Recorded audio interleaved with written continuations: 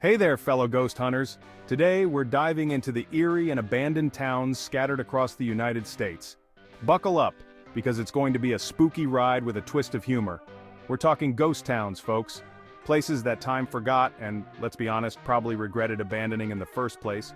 From creepy coal fires to gold rushes gone bust, join me as we uncover the stories behind these deserted destinations. Who knows what kind of paranormal pandemonium we might stir up along the way. Let's get this ghost train rolling. Alright, first up on our spooky road trip is Centralia, Pennsylvania. Now this place is a real humdinger, folks. Imagine a town literally built on top of a smoldering inferno. Not exactly a selling point, right? Back in 1962, a coal mine fire ignited beneath the town, and guess what? It's still burning to this day. That's right, over 60 years this thing has been going strong, making it the world's longest-lasting barbecue. Talk about commitment. Anyway, as you can imagine, living above a giant underground furnace isn't exactly ideal. The ground was hot, sinkholes started popping up like daisies, and toxic fumes were just wafting through the air. Not exactly a recipe for a relaxing retirement. So, one by one, folks packed their bags and got the heck out of Dodge, leaving Centralia a ghost town with a fiery secret. Next stop on our haunted highway is Bodie, California. Now this place is a classic ghost town, straight out of an old Western film. Back in the late 1800s, Bodie was booming. Gold was flowing, saloons were packed, and life was good. Well, unless you were on the wrong end of a duel, but that's a story for another time. But like all good things, the gold eventually dried up. And when it did, folks hightailed it out of there faster than you can say gold rush. Now all that's left are dusty old buildings, creaky saloons, and enough ghost stories to keep you up at night. I mean, you'd think with all that gold gone, the ghosts would have left too, right? Maybe they're just holding out for a good sale at the general store. Either way, Bodie is a fascinating glimpse into a bygone era, even if it is a little eerie. Just watch out for tumbleweeds possessed by the spirits of prospectors past. You never know. Hold on to your hats, folks, because we're about to cross state lines. Literally. Glen Rio, a town that straddled the border of Texas and New Mexico, was once a bustling stop along the iconic Route 66. Travelers from all walks of life would pass through, fueling up their cars and their bellies at Glen Rio's diners and motels. The town was hopping, a testament to the American spirit of adventure and the open road. But fate, like a restless road tripper, had other plans. You see, when the shiny new interstate bypassed Glen Rio, the town found itself on the wrong side of progress.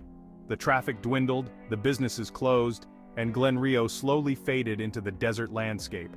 Now the silence is deafening. The only things rolling through are tumbleweeds and the occasional curious tourist. It makes you wonder, what stories do these deserted buildings hold?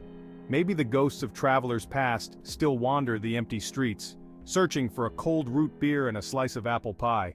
Alright, let's talk about Cahaba, Alabama, a town with a history as rich and layered as a slice of southern pecan pie.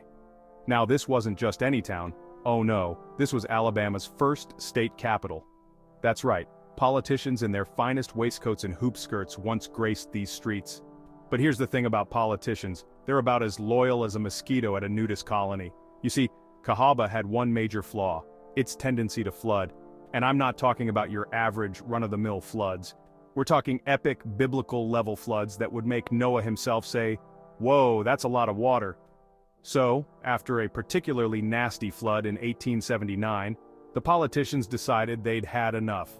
They packed up their gavels and their powdered wigs and hightailed it out of there, leaving poor Cahaba high and dry. Today, it's an archaeological site, a haunting reminder that even the most ambitious dreams can get washed away. Last, but certainly not least, we arrive at Garnett, Montana, a ghost town so picturesque it practically begs to be featured on your Instagram feed. Nestled high in the Garnett Mountains, this former mining town was once a bustling hub of activity. Miners flocked to the area in the late 1800s, hoping to strike it rich. And for a while, they did. But, as with all mining booms, the good times eventually came to an end. The gold veins dried up, and the miners, like a prospector who's just finished his last cup of coffee, moved on to greener pastures. What remains today is a perfectly preserved ghost town, frozen in time. You can practically hear the echoes of saloon music and the clinking of glasses as you wander through the deserted buildings.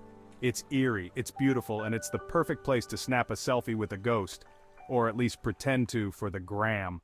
And there you have it, folks. 5 of the most hauntingly abandoned towns in the US. If you ever visit, just remember to bring your sense of adventure. And maybe a ghost detector. Don't forget to like, subscribe, and hit that notification bell for more spooky and fun content. Until next time, stay curious and stay spooky.